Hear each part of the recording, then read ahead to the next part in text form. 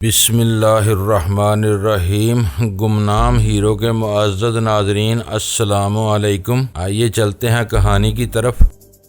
یہ بات قابل غور تھی کہ دشمن محتاط کیوں ہیں؟ میں نے کہا، کیا یہ دشمن تمہاری خیال خوانی کے متعلق جانتے ہیں؟ یہ بھلا کیسے جان سکتے ہیں؟ ان کا طریقہ کار بتا رہا ہے۔ یہ اپنے ساتھ ایسے شخص کو لائے ہیں جو انگریزی اور ان کی اجنبی زبان جانتا ہے۔ کیا ہیلی کاپٹروں میں آنے والے اتنے سارے لوگوں میں سے کوئی انگریزی نہیں جانتا ہوگا؟ مگر جاننے والا تمہیں مخاطب نہیں کرے گا۔ وہ سب تمہاری ٹیلی پیتھی کے متعلق ضرور جانتے ہیں یا پھر شبہ کر رہے ہیں، اور اب کسی شبے کی تصدیق چاہیں گے۔ میں کیا کروں؟ میرا علم کام نہیں آئے گا۔ تمہارے پاس ایک رائفل ہے، دشمن بے شمار ہے، آخر یہ چاہتے کیا ہیں؟ تمہیں جو دیکھے گا چاہے گا، یہ آنے والے تمہیں دیکھے بغیر چاہتے ہیں۔ بائی دی وے، کیا ہم یہیں کھڑے کھڑے حالات حاضرہ پر گفتگو کریں گے؟ میگا فون سے آواز آنے لگی، لڑکی جواب دو، فرار ہونے کی بچکانہ کوشش نہ کرنا، اپنے ساتھی کے ساتھ چلی آؤ۔ اس نے کہا، میں نہیں جاؤں گی۔ میں جاؤں گا۔ کیا؟ اس نے حیرانی سے پوچھا۔ میں نے ایک ہوائی فائر کیا۔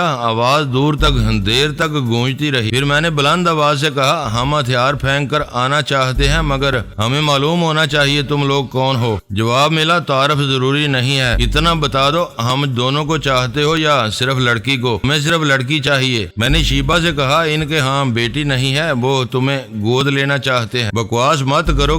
کیا یہ زندہ دلی کا موقع ہے؟ یہی تو موقع ہے۔ میں نے تم سے گرگٹ کی طرح رنگ بدلنا سیکھا ہے۔ تم دوست سے دشمن بن کر مجھے قتل کرانا چاہتی تھی، مگر ناکام رہی۔ اب میری باری ہے، پلیز ان کے پاس چلی جاؤ، وہ مجھے زندہ چھوڑ دیں گے۔ میں نہیں جاؤں گی، تم بزدل ہو، بے مروت ہو۔ میں نے بلند آواز سے کہا، یہ آنا نہیں چاہتی، میں اسے زبردستی گھسیٹ کر لاؤں گا، کوئی گولی نہ چلائے۔ وہ اچھل کر ادھر گئی جدھر میں نے رائفل پھینکی تھی، پھر فوراً ہی اسے اٹھا کر بولی، تم سانپ ہو، تمہیں زندہ نہیں چھوڑنا چاہیے۔ پہلے بھی زندہ نہیں چھوڑنا چاہتی تھی، ناکام ہونے کے بعد تم نے معافی مانگی، پھر وہی غلطی کرنے جا رہی ہو۔ معافی مانگے گی میری جوتی، لو اب جہنم میں جاؤ۔ اس کی انگلی ٹریگر پر چلی گئی، ایک بار نہیں 2 بار چلی، تیسری بار بھی چلی۔ پھر اس نے بے بسی سے رائفل کو دیکھا۔ میں نے کہا، صرف ٹیلی پیتھی جاننے سے کچھ نہیں ہوتا، کبھی عقل استعمال کر لیا کرو۔ کوئی احمق بھی مقابلے کے وقت ہتھیار نہیں پھینکے گا۔ ہمارے دشمنوں کو یہ معلوم نہیں کہ رائفل خالی ہو چکی ہے، یوں بھی اسے پھینکنا تھا۔ میں نے دشمنوں کو یہ تاثر دیا ہے کہ ان کے ڈر سے ہتھیار ڈال رہا ہوں۔ اس نے حسرت سے رائفل کو دیکھا، پھر اسے پھینک دیا۔ میں ایک قدم آگے بڑھا، وہ پیچھے ہٹتے ہوئے بولی، مجھے معاف کر دو۔ گرگٹ خواہ مخواہ بدنام ہے۔ میں نے جیب میں ہاتھ ڈال کر ایک کارتوس نکالا۔ دشمن میگا فون کے ذریعے آخری وارننگ دے رہے تھے۔ میں نے رائفل زمین سے اٹھا کر شیبہ کی طرف اچھالی، اس نے کیچ کر لی۔ اسی طرح کارتوس بھی اس کی طرف اچھالا۔ وہ اسے بھی لینے کے بعد چند سیکنڈ بے یقینی سے دیکھتی رہی۔ اس وقت میں نے بلند آواز سے کہا، مجھے مہلت دو، میں اس لڑکی کو لا رہا ہوں۔ باتوں کے دوران اس نے مجھے غافل سمجھ کر کارتوس کو لوڈ کیا، پھر وقت ضائع کیے بغیر مجھ پر گولی چلا دی۔ ٹائیں کی آواز کے ساتھ میں سینے پر ہاتھ رکھ کر اچھلا، پھر چیخ مار کر گر پڑا۔ گھاس پر اوندے منہ گر کر تڑپنے لگا۔ میں نے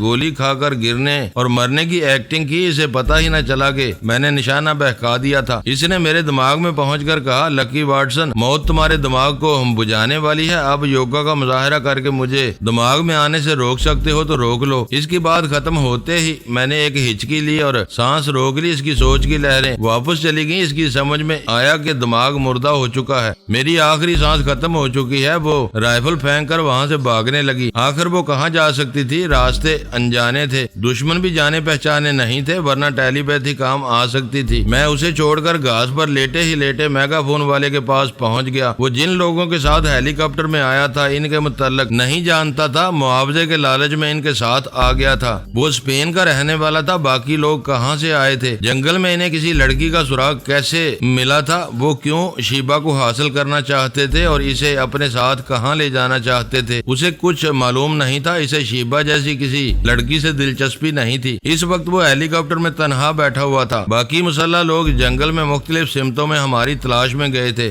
2 ہیلی کاپٹروں کے سائے میں 2 مسلح جوان نگرانی کے لیے رہ گئے تھے۔ میگا فون سے آواز سنانے والا آلہ کار اناڑی تھا۔ ہیلی کاپٹر میں پائلٹ کی جگہ نہیں لے سکتا تھا، اسی لیے وہ وہ سب مطمئن ہو کر ہی گئے تھے۔ میں اس اعلی کار کو اچھی طرح ٹٹولتے ہوئے ایک سمت جا رہا تھا تاکہ تلاش کرنے والوں کی نظروں میں نہ آ سکوں۔ اس کے دماغ نے بتایا کہ وہ مسلح افراد اسپینی زبان بولتے ہیں، وہ سب انگریزی جانتے ہیں، مگر جب سے اس جنگل کی طرف آئے ہیں انگریزی کا ایک لفظ بھی زبان سے ادا نہیں کیا ہے۔ ایسی معلومات سے یقین ہو گیا کہ انہیں ٹیلی پیتھی کا خوف ہے اور وہ شیبہ کے متعلق بہت کچھ جانتے ہیں۔ یہ بڑی حیرانی کی بات تھی۔ شیبہ اب تک گہرے اسرار کے پردے میں رہی تھی، لیکن چار دیواری سے باہر آتے ہی انجانے دشمنوں کی نظروں میں آ گئی تھی۔ آخر اس کی اصلیت کا علم دوسروں کو کیسے ہوا تھا؟ میں اور شیبہ کی گرفت میں آنے کے بعد یا تو جان سے جاتے یا دشمنوں کو بے نقاب کر دیتے۔ جان بوجھ کر دشمنوں کی گرفت میں جانا دانشمندی نہیں تھی۔ اگر یہ وہی لوگ ہوتے جنہوں نے میرے عزیز ساتھیوں کو کوما میں پہنچا دیا تھا تو پھر ہم بھی ان کے ہاتھوں کوما میں پہنچ کر ہمیشہ کے لیے بے دست و پا ہو جاتے۔ ان سے دور ہی سے نمٹنا مناسب تھا۔ میں نے پھر اس اعلی کار کے پاس پہنچ کر آس پاس کا جائزہ لیا۔ دونوں مسلح گارڈ اطمینان سے کھڑے ہوئے ہیلی کاپٹروں کی نگرانی کر رہے تھے۔ اعلی کار کے قریب کھڑا ہوا گارڈ ایک لائٹر جلا رہا تھا، پھر وہ سر جھکا کر سگریٹ سلگانے لگا۔ اچانک اعلی کار نے اس پر چھلانگ لگائی، اسے لیے ہوئے گھاس پر گرا، پھر اس سے ہتھیار چھیننے کے لیے زور آزمائی کرنے لگا۔ وہ اعلی کار اناڑی تھا، لڑنا نہیں جانتا تھا، مگر میں تو جانتا تھا۔ چند سیکنڈ میں ہی میں نے اس گارڈ کو ٹانگوں پر رکھ کر دور اچھال دیا۔ اب ہتھیار میرے معمول کے ہاتھ میں تھا۔ دوسرے ہیلی کاپٹر کے گارڈ نے للکار کر کہا، halt you fool and you will be no more. وہ گارڈ اسپین کی زبان نہیں جانتا تھا، اسے گونگا بنا کر لایا گیا تھا، مگر کوئی افتاد آ پڑے تو بے اختیار مادری زبان منہ سے نکل جاتی ہے۔ ادھر وہ بے اختیار ہوا، ادھر مجھے اس کے دماغ میں اختیار حاصل ہو گیا۔ وہ اپنی وارننگ کے مطابق فائر نہ کر سکا۔ اس اعلی کار نے لڑنے والے گارڈ کو گولی مار دی۔ میں نے دوسرے گارڈ کے دماغ میں پہنچ کر اس اعلی کار سے کہا، تم فوراً پائلٹ کی سیٹ سنبھالو، تم کچھ نہ جانتے ہوئے بھی آج ہیلی کاپٹر اڑاؤ گے۔ وہ گھبرا کر بولا، میں یہ کام نہیں کر سکتا۔ میں نے گارڈ کے ذریعے ڈانٹ کر کہا، یہ کہا جا رہا ہے اس پر فوراً عمل کرو ورنہ۔ گارڈ نے رائفل سیدھی کی۔ وہ اعلی کار خوفزدہ ہو کر ہیلی کاپٹر میں سوار ہونے لگا۔ میں نے گارڈ سے کہا، اب تمہاری سمجھ میں آ گیا ہوگا کہ تم سر سے پاؤں تک ٹیلی پیتھی کے شکنجے میں ہو۔ بتاؤ تم لوگ کون ہو، تمہارا سرگنا کون ہے؟ سہم کر بولا، میں ایک معمولی ورکر ہوں، میں صرف مسٹر ایل ماؤنٹ کو جانتا ہوں، یہ ہمارا لیڈر ہے، ابھی شیبہ مدام کو تلاش کرنے جنگل میں گیا ہے۔ میں شیبہ مدام ہوں، تم لوگ مجھے کیسے جانتے ہو؟ میں کچھ نہیں جانتا، ہمارے لیڈر ایل ماؤنٹ کے پراسرار باس نے حکم دیا تھا کہ برانڈ کے مضافات میں ربی اسفند یار کا فارم ہے، وہاں شیبہ مدام پہنچ رہی ہے، اسے اغوا کر کے لایا جائے۔ ساتھ ہی تاکید کی گئی تھی کہ ہم میں سے کوئی تمہیں اپنی آواز نہ سنائے، جو اسپینی زبان نہیں جانتے وہ گونگے بنے رہیں۔ مجھے کہاں لے جایا جائے گا یہ صرف ایل ماؤنٹ جانتا ہے۔ وہ ٹرانسمیٹر کے ذریعے کسی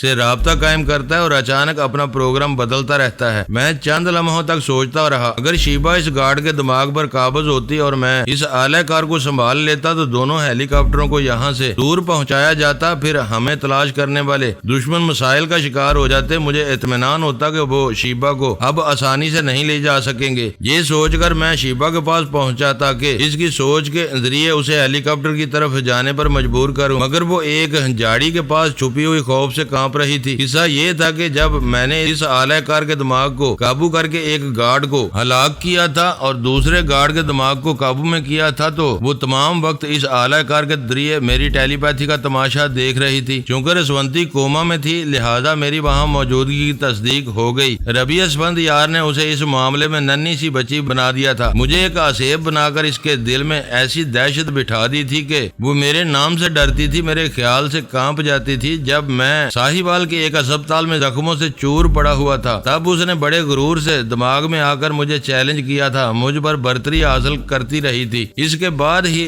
ربی نے شاید سوچا ہوگا کہ شیبہ کو برتری کا احساس نہیں ہونا چاہیے، وہ فرحاد سے ہمیشہ سہم کر رہے تو کبھی اس کی دوستوں کی فہرست میں شامل ہونا پسند نہیں کرے گی، محبت کے فریب میں آنے کی بجائے دور بھاگتی رہے گی، اور یہی ہو رہا تھا۔ اب وہ میرے دماغ میں پہنچنے کے خیال سے بھی کانپ جاتی تھی۔ اس وقت جھاڑی میں دبک کر سوچ رہی تھی، وہ اب بھی میرے دماغ میں ہے، وہ نہ جانے کتنے عرصے سے میرے اندر سمایا ہوا ہے، شاید مکتی محل کے تہہ خانے سے مجھے پا لیا تبھی گوری سجاتا کو لے اڑا، یا شاید اور پہلے سے میرے گھر کا بیدی بنا ہوا ہے اور میرے دل و دماغ لنکا ڈا رہا ہے۔ اس نے سوچتے ہوئے ذرا سر اٹھا کر جھاڑی کے پار دیکھا، میں کہاں جاؤں؟ وہ میرے بالکل پاس ہے مگر بولتا نہیں ہے۔ بڑی خاموشی سے مجھے مجھے اندر ہی اندر قتل کرتا جا رہا ہے۔ میں ایک خبر تھی اور اس کی دسترس میں تھی، اب باخبر ہوں، اب بھی اس کی بس میں ہوں، مگر وہ بولتا نہیں ہے۔ کیوں نہیں بولتا ہے؟ بولو اسے، تم بولو، ہاں بولو، نہیں تو میرا دم نکل جائے گا۔ میں نے ایک گہری سانس لی، سانس لینے کا مختلف انداز تھا، اس لیے وہ میری موجودگی کو محسوس کرنے لگی۔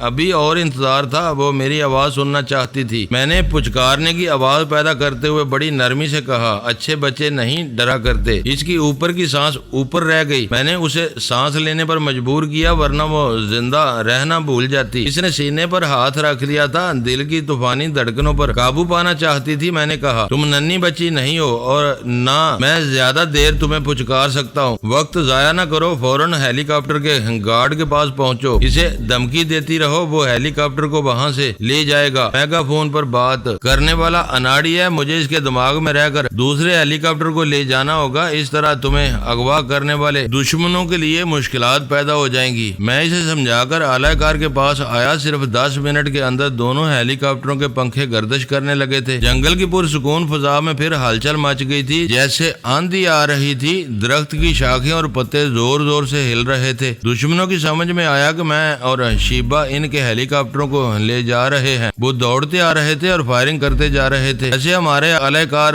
زمین سے بلند ہو چکے تھے۔ جب تک فائرنگ کرنے والے میدانی حصے میں پہنچے، وہ دونوں ہیلی کاپٹر بلندی پر جاتے ہوئے ان کی شوٹنگ رینج سے دور نکل گئے تھے۔ رات کے وقت صرف ہیلی کاپٹروں کی آواز سنائی دے رہی تھی۔ انہوں نے دیکھنے کے لیے ٹریسر گولی چلائی، تھوڑی دیر میں وہ جنگل روشن ہو گیا۔ وہ ہیلی کاپٹروں کو دیکھ رہے تھے، میں اعلی کار کے ذریعے بلندی سے انہیں دیکھ رہا تھا۔ کچھ لوگ گارڈ کی لاش کے پاس کھڑے ہوئے تھے، کچھ باتیں کر رہے تھے۔ ہم ان سے کسی کے دماغ میں نہیں پہنچ سکتے تھے، اندازہ کر سکتے تھے وہ اس نتیجے پر پہنچیں گے کہ میں اور شیبا ہیلی کاپٹروں کے پاس آئے، ایک گارڈ کو ہلاک کیا، دوسرے کو قابو میں کیا، پھر شیبا اس اعلی کار کے دماغ پر قبضہ جما کر ان کے ہیلی کاپٹر لے گئی۔ وہ ایسا سمجھ رہے تھے، مگر ہم فرار نہیں ہو سکے تھے۔ ابھی تک ان کے پیچھے جنگل میں چھپے ہوئے تھے، وہاں سے میدانی حصے کی طرف جاتے تو ان کی گرفت میں آ جاتے، لہذا صرف ہیلی کاپٹر وہاں سے گئے تھے۔ میں نے ٹریسر فائرنگ کی روشنی میں ان کی گنتی کی تھی، وہ 15 تھے، ممکن ہے اور بھی درختوں وغیرہ کے سائے میں ہوں۔ بہرحال ہم ایک چھوٹی سی فوج کے نرغے میں تھے۔ وہ ہیلی کاپٹر سمندر کے قریب پہنچ رہے تھے۔ میں نے اعلی کار سے پوچھا،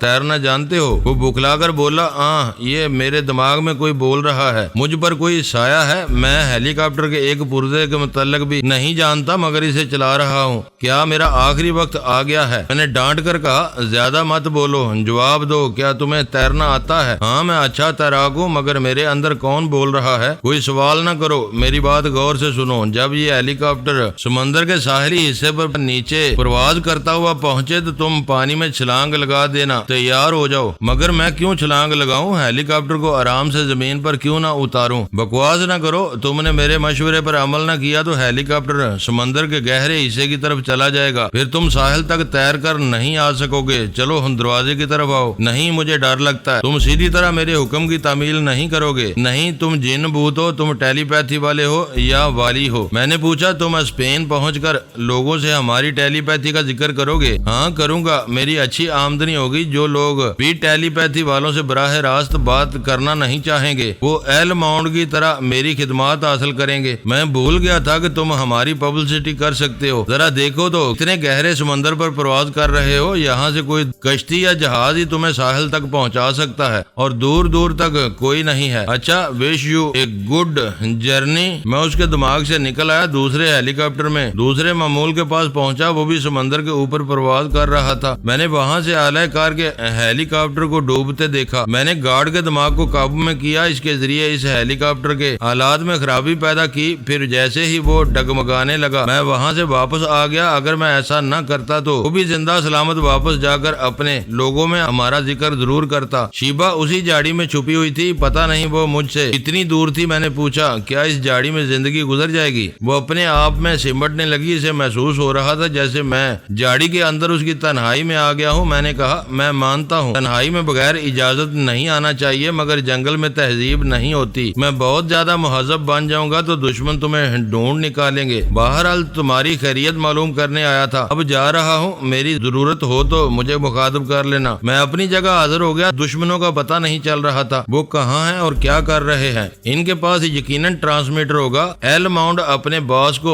صورتحال بتا کر دوسرے ہیلی کاپٹر طلب کر سکتا تھا۔ اگر ایسا کوئی ذریعہ نہ ہوتا تو وہ سب صبح کا انتظار کرتے اور ہم دن کی روشنی میں ان سے چھپ کر نہیں رہ سکتے تھے۔ بعض حالات میں آدمی سوچتا رہ جاتا ہے، کچھ کر نہیں سکتا، ایسے میں قدرت ہی ساتھ دیتی ہے۔ اچانک جنگل کی خاموشی لرز گئی، شیبا کی ایک دلدوز چیخ گونج سنائی دی۔ میں نے فوراً خیال خوانی کی چھلانگ لگائی، وہ جھاڑی سے نکل کر بھاگ رہی تھی۔ پتا چلا جھاڑی میں ایک سانپ نظر آ گیا تھا، وہ بے اختیار چیخ پڑی تھی۔ میں نے کہا یہ کیا پاگل پن ہے، فوراً کہیں چھپ جاؤ ورنہ دشمنوں کی نظروں میں آ جاؤ گی۔ وہ رک گئی، ادھر ادھر نظریں دوڑاتے ہوئے چھپنے کی جگہ تلاش کرنے لگی۔ میں گھاس پر لیٹ گیا، زمین پر کان رکھ کر سننے لگا۔ بہت سے دوڑتے ہوئے قدموں کی آوازیں آ رہی تھی، وہ آوازیں قریب آتی جا رہی تھی۔ میں نے فوراً اٹھ کر اس رائفل کو اٹھایا جسے شیبا پھینک کر گئی تھی، اسے نال کی طرف سے پکڑ کر ایک درخت کی آڑ میں کھڑا ہو گیا۔ پتہ نہیں وہ کتنے تھے، دوڑتے آ رہے تھے، پھر وہ میرے قریب سے گزرنے لگے۔ رات مہربان تھی اور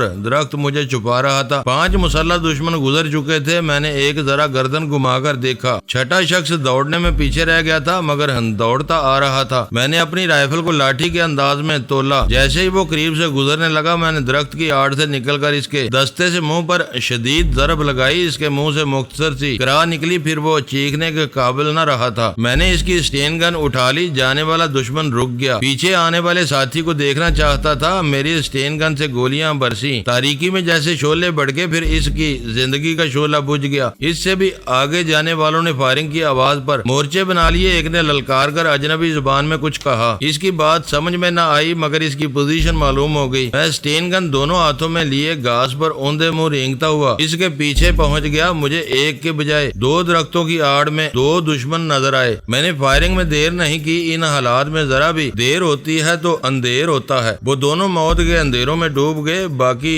2 سے بھی فائرنگ کا تبادلہ ہوتا رہا۔ ان میں سے ایک زخمی ہو کر گرا، دوسرا بھاگنے لگا۔ میں رینگتا ہوا زخمی شخص کے پاس پہنچا، اس کے بازو میں گولی لگی تھی۔ اس نے مجھے دیکھتے ہی رائفل کو زمین سے اٹھانا چاہا مگر کراہنے لگا۔ زخمی بازو اسے مقابلے کی اجازت نہیں دے رہا تھا۔ اس نے بایاں ہاتھ اپنے ہولسٹر کی طرف بڑھایا۔ میں نے کہا بائیں ہاتھ سے میرا نشانہ نہیں لے سکو گے۔ اس نے پھرتی دکھانا چاہی، میں نے اس سے زیادہ پھرتی دکھائی۔ ایک پیر سے اچھل کر قریب پہنچا، پھر اس کے منہ پر زبردست ٹھوکر رسید کی۔ وہ غصے سے گالیاں دینے اور بڑبڑانے لگا۔ میں نے اس کے ہولسٹر سے ریوالور نکال کر کہا یہ تمہاری گالیاں نہیں گولیاں ہیں جو اب تمہارے ساتھیوں کو لگیں گی۔ یہ کہتے ہی میں اس کے دماغ میں پہنچ گیا۔ وہ میری مرضی کے مطابق وہاں سے اٹھا، رائفل کو بائیں ہاتھ سے اٹھایا، پھر کراہتے ہوئے اپنے ساتھیوں کی تلاش میں بھاگنے لگا۔ کئی بار اس نے پلٹ کر ایک ہاتھ سے رائفل چلانے کے متعلق سوچا مگر میں نے اجازت نہیں دی۔ تھوڑی دیر میں وہ اپنے ساتھیوں کے پاس پہنچ گیا، ہانپتے ہوئے تکلیف سے کراہتے ہوئے اپنے لیڈر کے قدموں میں گر پڑا۔ ایل ساؤنڈ نے اس پر جھکتے ہوئے اجنبی زبان میں پوچھا کون گولیاں چلا رہا تھا، شیبا یا اس کا ساتھی؟ میں اپنے معمول کے دماغ سے اجنبی زبان کا ترجمہ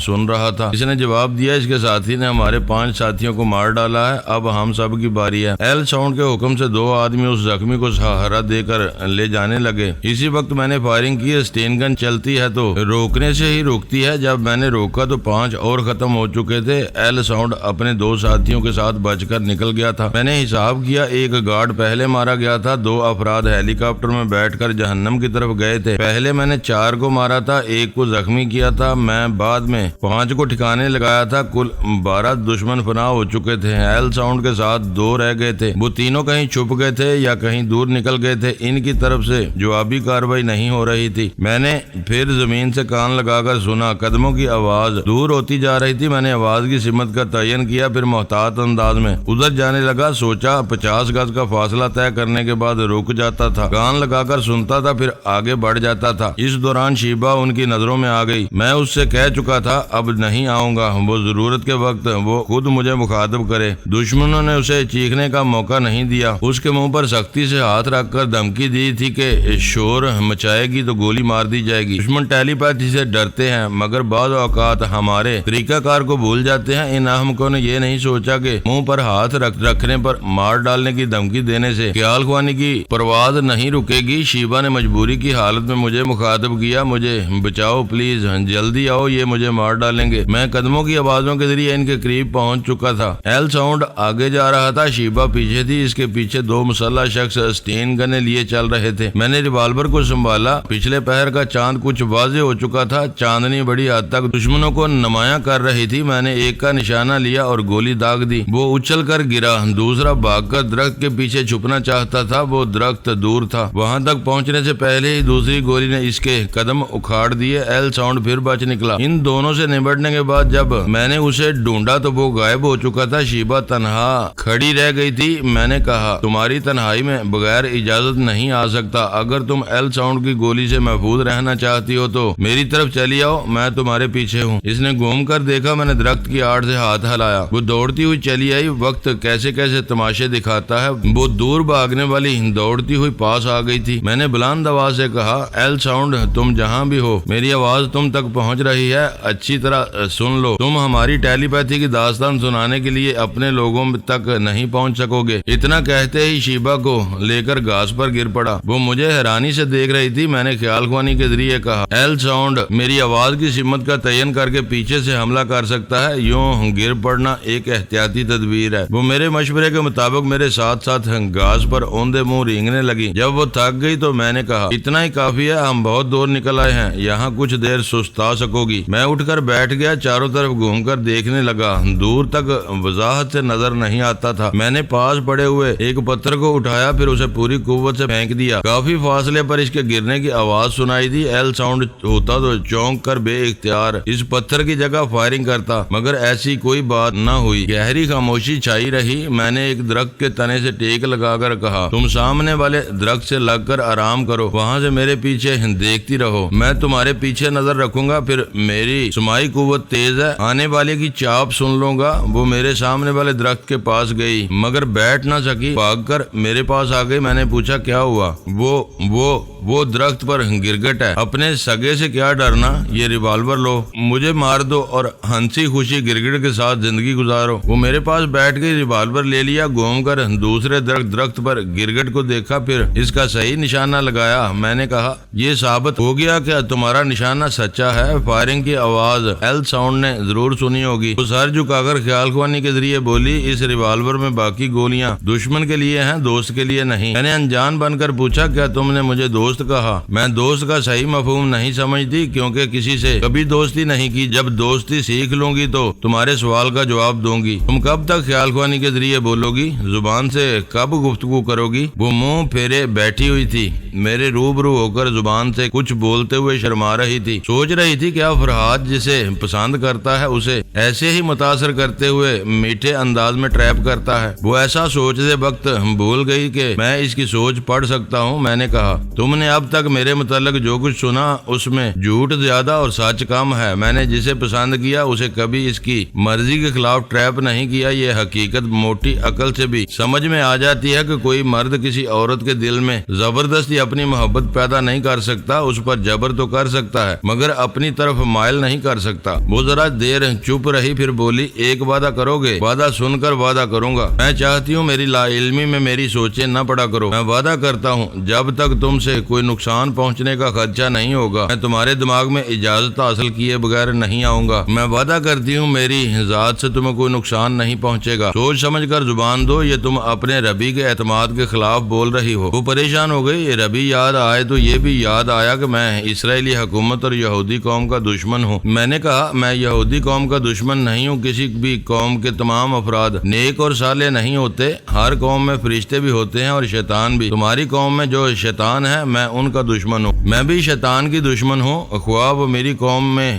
کیوں نہ ہو۔ کیا تم ان کی نشاندہی کر سکتے ہو؟ میں کہنا چاہتا تھا، کیا یہ شیطانیت نہیں ہے کہ کوئی تمہیں بیٹی بنائے اور اس رشتے کے پیچھے تمہارے باپ کو قتل کرا دے اور ماں کو جیتے جی تم سے جدا کر دے، اور ذرا بھی ماں بیٹی کے ملنے کا شبہ ہو تو ماں کو بھی ایک دن قتل کرانے سے دریغ نہ کرے۔ وہ ربی پر اندھا اعتماد کرتی تھی۔ میں ایسا کہتا تو وہ کبھی یقین نہ کرتی۔ میں نے کہا، میں جلد ہی نشاندہی کروں گا۔ ابھی کیوں نہیں کرتے؟ میں پہلے ثبوت فراہم کرنا چاہتا ہوں۔ تم نے میرے دشمنوں کو ختم کیا ہے، میری جان بچائی ہے، میں کسی ثبوت کے بغیر تم پر اعتماد کرتی ہوں۔ ابھی نہیں؟ کیوں نہیں؟ تم ایک عرصے تک مجھ سے دہشت زدہ رہی۔ ربی اسفند یار نے تمہیں سمجھایا کہ میں خطرناک اور ناقابل اعتماد ہوں۔ پہلے یہ فیصلہ کرو کہ ربی اسفند یار نے میرے متعلق سچ کہا ہے یا نہیں۔ اگر سچ کہا ہے تو اس سچ پر اعتماد کرو، اور اگر ربی کی بات کو غلط سمجھتی ہو تو اس کا مطلب ہوگا واقعی مجھ پر اعتماد کرتی کرتی ہو، فیصلہ تم پر ہے۔ وہ چند لمحوں تک پسو پیش میں رہی، پھر بولی، محترم ربی کبھی جھوٹ نہیں بولتے، کیا تم انہیں درمیان میں لا کر مجھے ان کے خلاف بھڑکانا چاہتے ہو؟ میں نے سیدھی سی بات کہی ہے، اگر وہ سچے ہیں تو میں ناقابل اعتماد ہوں، ایسی صورت میں تم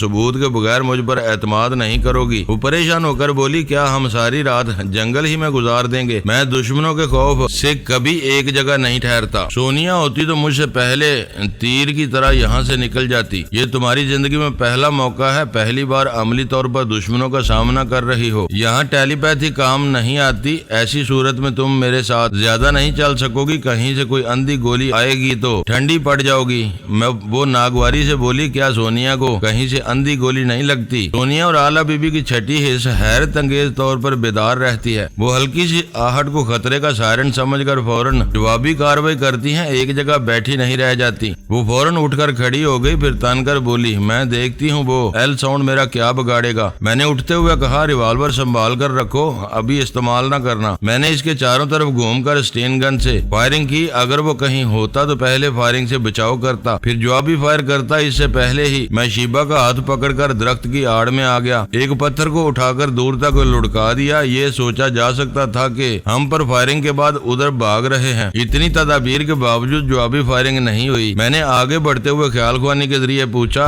دماغ میں آؤں؟ اس نے پوچھا، کیا بات ہے؟ ہم خطرہ مول لے کر آگے بڑھ رہے ہیں، اس دوران خیال خوانی کے ذریعے باتیں کریں گے، ورنہ گفتگو کی آواز پر کہیں سے گولی آ سکتی ہے۔ وہ چپ چاپ چلنے لگی، ہمیں وقت گزرنے کا پتہ ہی نہ چلا، یوں کہنا چاہیے کہ ہمیں گھڑی دیکھنے کا موقع ہی نہیں ملا تھا۔ ہم نے ابھی ایک فرلانگ کا فاصلہ طے کیا تھا کہ صبح کی ہلکی سی روشنی جھلکنے لگی۔ میں نے کہا، اب ہم فارم کے راستے کا تعین کر سکیں گے۔ وہ خوش ہو گئی، ویسے بڑی نازک سی تھی، تھوڑی دور چلتے ہی تھک جاتی تھی، کبھی چلتے چلتے پیچھے ہو جاتی تھی۔ ایسے ہی وقت میں نے ہلکی سی چیخ سنی، پلٹ کر دیکھا تو ایل ساؤنڈ نے اس کی گردن کو ایک ہاتھ سے دبوچ رکھا تھا، دوسرے ہاتھ سے چاقو فضا میں بلند کر کے جیسے دھمکی دے رہا تھا کہ میں ایک قدم بھی اٹھاؤں گا تو چاقو اس کے خوبصورت جسم میں پیوست ہو جائے گا۔ شیبہ کے دیدے خوف سے پھیل گئے تھے، وہ خیال خوانی کے ذریعے کہہ رہی تھی، میں مرنا نہیں چاہتی، خدا کے لیے مجھے بچا لو۔ میں نے ایل ساؤنڈ سے پوچھا، تم کیا چاہتے ہو؟ اس نے مجھے ہتھیار پھینکنے کا اشارہ کیا۔ میں نے اسٹین گن کو دور پھینک کر شیبہ سے پوچھا، تمہارا ریوالور کیا ہوا؟ وہ میرے ہاتھ سے چھوٹ کر قدموں کے پاس گر پڑا ہے، ابھی اس پر ایل ساؤنڈ کی نظر نہیں پڑی ہے۔ میں نے دشمنوں کو باتوں میں لگانے کے لیے کہا، معلوم ہوتا ہے تمہارے ہتھیاروں کے کارتوس ختم ہو گئے اور تم نے انہیں پھینک دیا، اسی لیے صرف چاقو لے کر آئے ہو۔ وہ شیبہ کو لیے میری اسٹین گن کی طرف جا رہا تھا، میں اس سے آنکھیں ملاتے ہوئے ریوالور کی طرف آنے لگا، اسی وقت اس نے ریوالور کو دیکھ لیا، مجھے رکنے کا اشارہ کیا۔ میں نے کہا، تم بھی اسٹین گن کی طرف نہیں جاؤ گے؟ یاد رکھو، میں نے شیبہ کی جان بچانے کے لیے ہتھیار کو پھینکا ہے، لیکن میری جان کو خطرہ ہوگا تو تمہاری اسٹین گن تک پہنچنے سے پہلے میں ریوالور تک پہنچ جاؤں گا۔ وہ الجھن میں پڑ گیا، پھر شیبہ کو لے کر دوسری طرف جاتے ہوئے مجھے بھی آنے کا اشارہ کیا۔ میں اس کے پیچھے جانے لگا، وہ شیبہ کے ساتھ الٹے قدموں جا رہا تھا، یعنی اس کا رخ میری طرف تھا۔ ہم ریوالور اور اسٹین گن سے دور ہوتے گئے، کافی فاصلہ طے کرنے کے بعد میں نے سوچا، کیوں کام نہیں چلے گا، شاید ایل ساؤنڈ کو کمک پہنچنے والی ہے اور یہ اس طرح وقت ضائع کر رہا ہے۔ میں نے شیبہ سے کہا، میں تمہارے دماغ میں رہوں گا، تم پہلے سے کہیں زیادہ قوت محسوس کرو گی، 1 2 3 کہہ کر اس کے چاقو والے ہاتھ کو جھٹکا دو، اسے اپنے سے ذرا دور کرو، میرے لیے اتنا کافی ہوگا۔ اس نے 1 2 3 کہا، 3 کہنے سے پہلے میں نے فلائنگ کک کے لیے فضا میں چھلانگ لگائی، ادھر چاقو والا ہاتھ ذرا ہٹا، ادھر میں نے اس کے منہ پر فلائنگ کک ماری، وہ مار کھا کر پیچھے گیا، شیبہ آزاد ہو گئی، مگر چاقو ابھی اس کے ہاتھ میں تھا، ہاتھوں میں دستانے چڑھے ہوئے تھے۔ وہ حملہ کرنے کے لیے پینترا بدلنے لگا۔ میں نے کہا، دستانے پہن کر کبھی کامیاب حملہ نہیں کر سکو گے۔ اس نے حملہ کیا، میں بچ گیا۔ کن آنکھوں سے شیبہ کو دیکھتے ہوئے بولا، سونیا ہوتی تو چپ چاپ کھڑی تماشا نہ دیکھتی۔ وہ بے بسی سے بولی، میں فائٹر نہیں ہوں۔ سونیا بھی شاذ و نادری کسی سے مقابلہ کرتی ہے، اکثر ذہانت سے دشمنوں کا کباڑہ کرتی ہے۔ اس دوران اس نے چاقو سے دوسرا حملہ کیا، میں اچھل کر پیچھے چلا گیا۔ وہ پھر حملہ کرنا چاہتا تھا مگر کرا کر رہ گیا۔ میں نے سونیا کا حوالہ دے کر شیبہ کو تاؤ دلایا تھا اور اس نے تاؤ میں آ کر اپنی ذہانت کا ثبوت دینے کے لیے ایل ساؤنڈ کو پتھر مار دیا تھا۔ بیچاری اس سے زیادہ کر بھی کیا سکتی تھی۔ بہرحال پتھر اس کے ہاتھ پر لگا، چاقو ہاتھ سے نکل کر دور گیا اور میں نے پاس آ کر کراٹے کے جوہر دکھانے شروع کر دیے۔ وہ بھی کم نہیں تھا، جواباً جم کر مقابلہ کر رہا تھا، بڑا ہی گبرو جوان تھا، خوبصورت بھی تھا، خطرناک بھی تھا۔ ہمارے درمیان زبردست جنگ ہو رہی تھی۔ ایسے میں ہم پنجہ آزمائی کے مرحلے سے بھی گزرنے لگے اور اب میں نے کچھ محسوس کیا۔ اس نے دونوں ہاتھوں میں دستانے پہنے ہوئے تھے، اس کا دایاں پنجہ بھرپور نہیں تھا۔ میں نے پوچھا تم نے دستانے کیوں پہن رکھے ہیں؟ سوال فضول تھا، وہ گونگا بنا ہوا تھا۔ میں اسے رگیدتے ہوئے ایک درخت تک لے گیا۔ اسی وقت ٹھائیں سے گولی چلی، ایل ساؤنڈ کے بائیں بازو سے لہو بہنے لگا۔ شیبہ اب ایکشن میں آ گئی تھی۔ ہماری جنگ کے دوران دوڑتے ہوئے ادھر گئی، جہاں ریوالور گر پڑا تھا وہاں سے ریوالور لاتے ہی پھر اپنے سچے نشانے کا ثبوت دیا تھا۔ میں نے اسی لمحے ایل ساؤنڈ کے دائیں ہاتھ سے دستانے اتار دیے۔ وہ بازو کی تکلیف کے باعث جدوجہد نہ کر سکا۔ دستانے اترتے ہی میں نے وہ دیکھا جو پنجہ آزمائی کے دوران محسوس کرتا رہا تھا۔ اس کے دائیں ہاتھ میں 4.5 انگلیاں تھی۔ اسے دیکھ کر ایک دم سے میرا سر گھومنے لگا۔ مرجانہ کی آخری باتیں دماغ میں گونجنے لگی۔ اس نے کہا تھا وہ 2 نوجوان مرد اور عورت تقریباً ہم شکل تھے، شاید بھائی بہن تھے۔ جب میں نے اس حسین لڑکی کے دائیں ہاتھ سے دستانہ اتارا تو اس کے ہاتھ میں بھی 4.5 انگلیاں تھیں۔ یہ باتیں یاد آتے ہی میں نے ایل ساؤنڈ کو گھورتے ہوئے دیکھا۔ مرجانہ کے بیان مطابق وہ خوبرو تھا، اپنی بہن کی طرح خوبصورت، مگر مردانہ حسن لیے شکل ایک جیسی کیا دونوں بہن بھائی کے دائیں ہاتھ بھی ایک جیسے ہوں گے؟ مرجانہ کے بیان کے مطابق بہن کے ہاتھ میں 4.5 انگلیاں تھیں۔ میری آنکھیں بتا رہی تھی کہ بھائی کے ہاتھ میں بھی 4.5 انگلیاں تھیں۔ میں نے گرج کر پوچھا کون ہو تم کون ہو؟ جلدی بتاؤ ورنہ۔ میں نے بات ادھوری چھوڑ کر شیبہ کے ہاتھ سے ریوالور لیا، پھر کہا بولو، تمہاری ایک ہم شکل بہن ہے، تم بھائی بہن مرجانہ کو ایسے کمرے میں لے گئے تھے جس کا فرش گول گھومتا ہے، بولو یہ سچ ہے؟ میں نے غصے میں گولی چلائی۔ اس کا بایاں پہلو پہلے ہی زخمی تھا، بائیں ہاتھ کی کلائی میں بھی سوراخ ہو گیا۔ وہ تکلیف کی شدت سے بیٹھنا چاہتا تھا۔ میں نے دوڑ کر چاقو کو زمین پر سے اٹھایا، پھر اس کے پاس آ کر بالوں کو مٹھی میں جکڑ کر دوبارہ کھڑا کر دیا۔ اس کے دائیں پنجے کو درخت کے تنے پر رکھ کر ہتھیلی میں چاقو پیوست کر دیا۔ اس کے حلق سے چیخ نکلی مگر وہ ہاتھ نہیں ہلا سکتا تھا، بیٹھ بھی نہیں سکتا تھا۔ میں نے چاقو کے پھل سے اس کے دائیں پنجے کو درخت سے ٹانگ دیا تھا۔ دوسرا ہاتھ اس قابل نہیں تھا کہ وہ چاقو سے نجات دلا سکتا۔ میں نے ذرا دور ہو کر انگلی اٹھاتے ہوئے کہا میری ایک ایک محبت تمہارے سرد خانوں میں میرا انتظار کر رہی ہے، بتا دو، مجھے وہاں پہنچا دو ورنہ خدا کی قسم تمہاری لاش نہیں گراؤں گا، تمہیں تڑپا تڑپا کر زندہ رکھوں گا اور تمہاری آخری سانس تک اپنی محبتوں کا پتہ پوچھتا رہوں گا۔ شیبہ حیرانی سے میری باتیں سن رہی تھی اور سمجھ رہی تھی کہ سونیا، رسونتی اور آلہ بی بی وغیرہ کا سراغ ملنے والا ہے۔ میں نے ایل ساؤنڈ کے سامنے ایک طرف سے دوسری طرف جاتے ہوئے کہا میں نہیں جانتا کہ دونوں بھائی بہن کے ہاتھوں میں 4.5 انگلیاں کیوں کر ہیں۔ قدرت کے کھیل سمجھ میں نہیں آتے، اور اگر سمجھنے والوں کو سمجھ میں آتے ہیں تو میں بعد میں سمجھوں گا۔ اگر تم بھائی بہن جڑواں پیدا ہوئے تھے تو یقین کر لو میں تمہارے بعد تمہاری بہن تک پہنچ جاؤں گا۔ وہ پریشان ہو کر انکار میں سر ہلانے لگا۔ میں نے کہا زبان کھول، میری محبت کے دروازے کھول، میں تیری زندگی کا دروازہ کھول دوں گا۔ دیکھ تیری ہتھیلی سے قطرہ قطرہ خون بہ رہا ہے، تیرا دماغ قطرہ قطرہ کمزور ہوتا جا رہا ہے اور میں کمزور دماغ کو بولنا سکھا دیتا ہوں۔ بول، بس میں تیرے انتظار کر رہا ہوں، بول رہی 4.5 انگلیاں بول۔ یہ بات قابل غور تھی کہ دشمن محتاط کیوں ہے۔ میں نے کہا کیا یہ دشمنی تمہارے خیال خوانی کے متعلق جانتے ہیں؟ یہ بھلا کیسے جان سکتے ہیں؟ ان کا طریقہ کار بتا رہا ہے۔ یہ اپنے ساتھ ایسے دشمن کو لائے ہیں جو انگریزی اور ان کی اجنبی زبان جانتا ہے۔ کیا ہیلی کاپٹر میں آنے والے اتنے سارے لوگوں میں سے کوئی انگریزی نہیں جانتا ہوگا؟ معزز ناظرین، لائک کریں، شیئر کریں اور کمنٹس باکس میں پاک آرمی زندہ باد، پاکستان پائندہ باد کا نعرہ ضرور درج کر کے اپنے ملک پر فخر کریں اور پاکستان کی بنیادیں مضبوط کرنے میں اپنا کردار ادا کریں۔ ویڈیو دیکھنے کا شکریہ۔ معزز ناظرین، اپنا خیال رکھیے گا اور ہمارے چینل کا بھی۔ ISI پاک آرمی زندہ باد، پاکستان پائندہ باد۔